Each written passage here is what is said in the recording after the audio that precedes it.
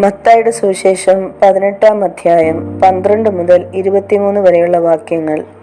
ഒരു മനുഷ്യന് 100 ആട് ഉണ്ട് എന്നിരിക്കട്ടെ. അവയിൽ ഒന്ന് തെറ്റി ഉഴന്നുപോയാൽ 99 വിട്ടേച്ച് തെറ്റിപ്പോയതിനെ മലകളിൽ ചെന്ന് തിരയുന്നില്ലയോ? അതിനെ കണ്ടെത്തിയാൽ തെറ്റിപ്പോകാത്ത 99 അധികം അതിനെക്കുറിച്ച് സന്തോഷിക്കും എന്ന് ഞാൻ സത്യമായിട്ട് നിങ്ങളോട് പറയുന്നു. അങ്ങനെ തന്നെ ഈ ചെറിയവരിൽ ഒരുത്തൻ നശിച്ചു പോകുന്നത് സ്വർഗസ്ഥനായ നിങ്ങളുടെ പിതാവിന് ഇഷ്ടമല്ല. നിന്റെ സഹോദരൻ നിന്നോട് പിഴച്ചാൽ നീ ചെന്ന് നീയും അവനും മാത്രമുള്ളപ്പോൾ കുറ്റം അവന് ബോധം വരുത്തുക. അവൻ നിന്റെ വാക്ക് കേട്ടാൽ നീ സഹോദരനെ നേടി. കേൾക്കാഞ്ഞാലോ 2-3 സാക്ഷികളുടെ വായാൽ സകല കാര്യവും ഉറപ്പാക്കേണ്ടതിന് 1-2 പേരെ കൂട്ടിക്കൊണ്ട് ചെല്ലുക.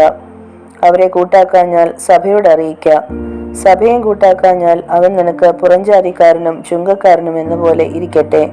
നിങ്ങൾ ഭൂമിയിൽ കെട്ടുന്നതെല്ലാം സ്വർഗത്തിലും കെട്ടപ്പെട്ടിരിക്കും. നിങ്ങൾ ഭൂമിയിൽ അഴിക്കുന്നതെല്ലാം സ്വർഗത്തിൽ അഴിഞ്ഞിരിക്കും എന്ന് ഞാൻ സത്യമായിട്ട് നിങ്ങളോട് പറയുന്നു.